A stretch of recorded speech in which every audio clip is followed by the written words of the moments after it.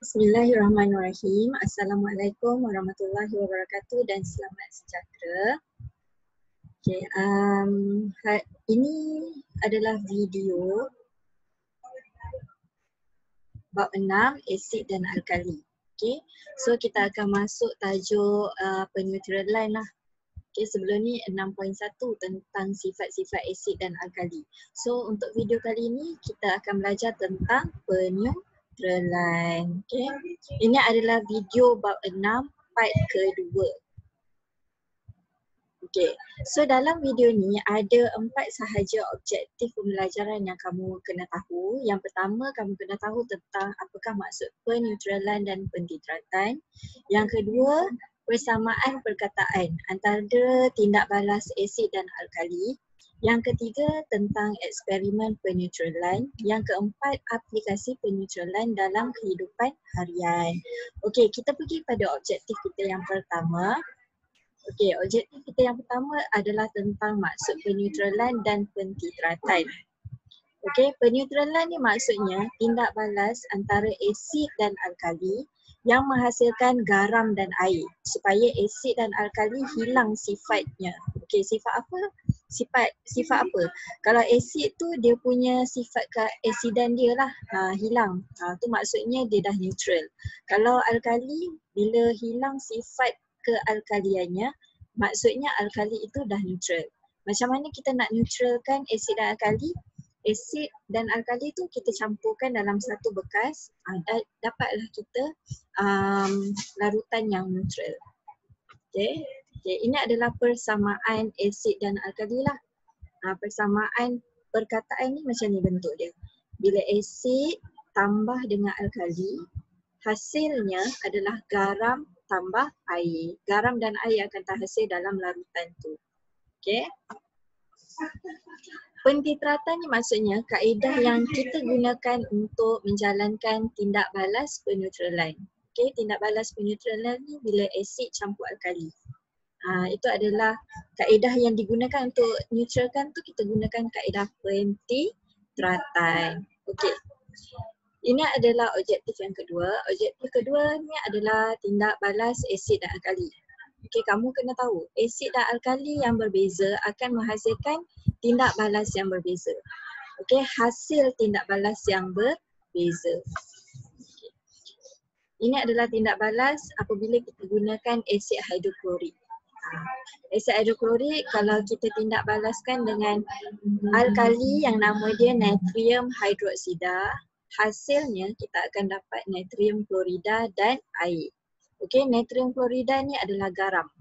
Dia macam tindak balas persamaan perkataan yang umum, bentuk dia macam ini kan. Ni macam ni. Ini persamaan perkataan yang umum. Tapi umum ni maksudnya kita tak spesifik asid apa yang digunakan. Okey, tindak balas persamaan perkataan yang spesifik macam ni.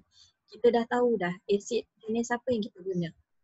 Ni asid hidroklorik. Jenis asid nama dia asid hidroklorik, dah spesifik. Tambah dengan natrium hidroksida, ini alkali. Akan menghasilkan natrium klorida dan air. Okey, macam mana kita nak tengok nama dia tu? Macam mana kamu nak tahu Sekejap cikgu akan tunjukkan.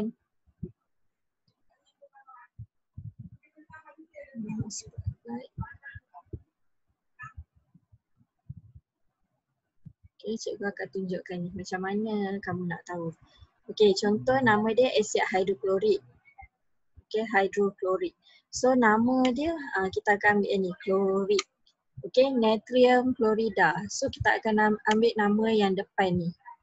Jadi hasil tindak balas ni, ni nama ni datang daripada mana? Perkataan ni datang daripada nama alkali. Kita ambil nama alkali yang depan je, natrium. Okey, nama klorida yang belakang ni kita ambil daripada nama asid. Kita ambil kalau ni klorik, so nama dia akan jadi klorida. So garam yang terhasil adalah natrium klorida. Jangan lupa air. Sebab tindak balas peneutralan ni akan menghasilkan garam dan juga air. Okey, nama dia je berbeza. Dia ikut jenis asid dan alkali.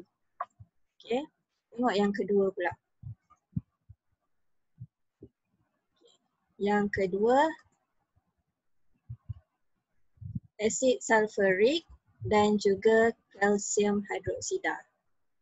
Macam mana boleh dapat asid nama dia kalsium sulfat daripada mana? Kalsium ni kita ambil daripada nama alkali. Kalsium, just tulis je balik. Sulfat ni kita dapat daripada mana? Sulfat ni kita ambil daripada nama asid yang kita gunakan. Sulfurik ni nama dia bila dah jadi garam kita tukar jadi sulfat. Okey, dapatlah kalsium sulfat. Gabungan nama antara alkali dan juga asid. Okey, dapatlah nama garam ni. Okey, yang ketiga pula. Okey, kita tengok persamaan yang ketiga. Okey, asid nitrik dan natrium hidroksida akan menghasilkan natrium, nitrat dan juga air. Samalah macam tadi nama dia. Nama garam ni dia ambil daripada nama natrium ni, daripada alkali. Okey, nitrat ni, ni ada R sorry, salah eja. Nitrat ni daripada asid. Nitrik bila dia tukar jadi garam nama dia nitrat. Dan air, jangan lupa. Okey. Ini adalah persamaan perkataan. Kalau dalam ujian tu dia ada tanya kamu apakah persamaan perkataan apabila asid hidroklorik dicampur dengan natrium hidroksida.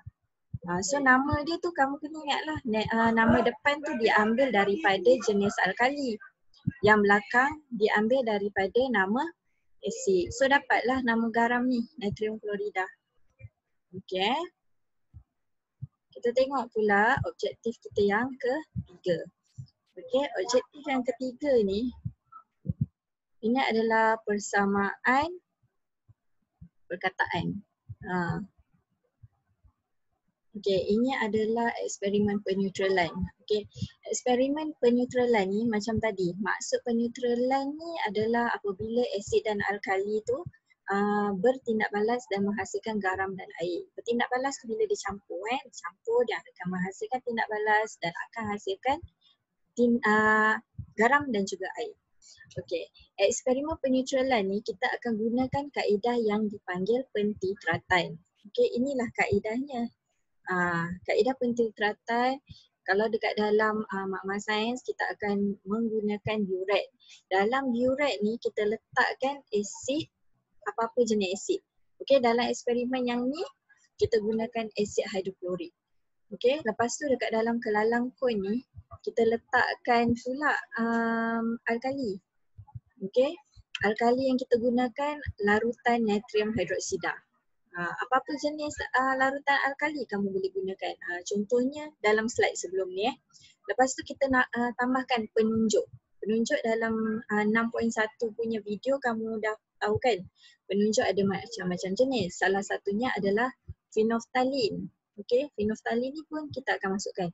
Sebab bila ada penunjuk ni, bila larutan ni berubah warna, barulah kita tahu, okey dah neutral ke belum. Nanti kamu cek dalam slide sebelum ni. Kalau neutral dia akan ubah daripada warna larutan ni daripada warna apa jadi warna apa yang menunjukkan larutan ni dah neutral. Okey. So, asid hidroklorik ni akan dituang sedikit demi sedikit ke dalam larutan natrium hidroksida sampaikan bila warna larutan ni berubah. Berubah daripada, cikgu bagi tahu lah, daripada tidak berwarna dia akan berubah menjadi warna merah jambu. Okey, bila dah berubah jadi warna merah jambu, stop. Stop masukkan lagi. Maksudnya larutan ni dah menjadi neutral. Okey. Dah neutral dah larutan sini. Itulah kaedah pentitratan. Bila asid dan alkali dicampurkan dah akan menghasilkan dalam ni dah jadi garam dan juga air. So nama larutan ni pun dah berubah. Bukan larutan natrium hidroksida dah. Nama dia disebabkan dah ada dalamnya asid hidroklorik.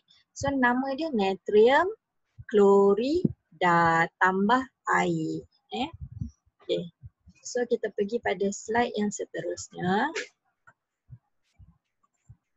Okey, objektif kita yang terakhir adalah tentang aplikasi peneutralan dalam kehidupan harian.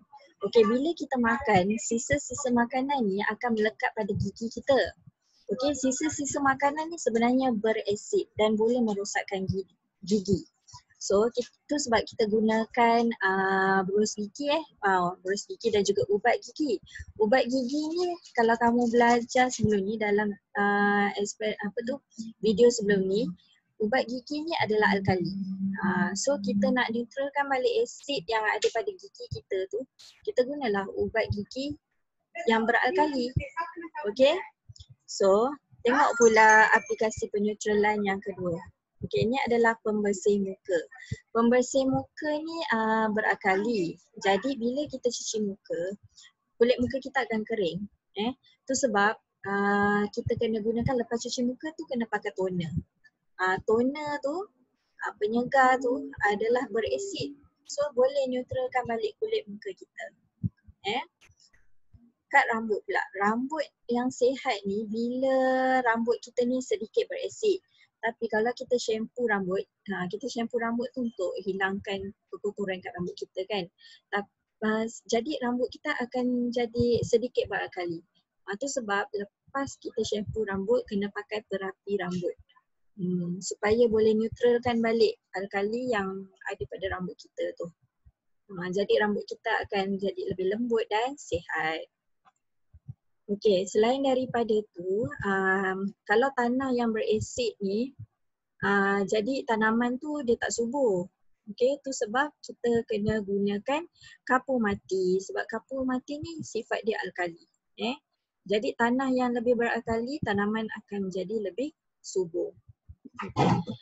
Tengok pula pelembut fabrik. Macam ni, pelembut fabrik ni mempunyai sifat asid, jadi dia kurangkanlah nilai pH fabrik yang menjadi alkali disebabkan kita gunakan pencuci. Sebab pencuci dia alkali sifatnya. Jadi nak lembutkan fabrik kita gunakan ni pelembut fabrik. Jadi dia akan neutralkan kain yang berakali tu. Okey, tengok bahan buangan berasid daripada kilang dirawat dengan alkali sebelum dibebaskan. Okey, nak buang ke dalam sungai kan bahan buangan tu. Sebelum tu kena rawat dulu. Supaya bahan buangan ni tak berasid dan akan merosakkan kehidupan di dalam kehidupan dekat dalam laut tu kalau nak buang ke sungai ke jadi kena dulu rawat dengan alkali sebelum buang. Okey, itu sahaja untuk video kali ni. Cikgu harap kamu faham dan buat latihan yang cikgu bagi tu. Assalamualaikum warahmatullahi wabarakatuh.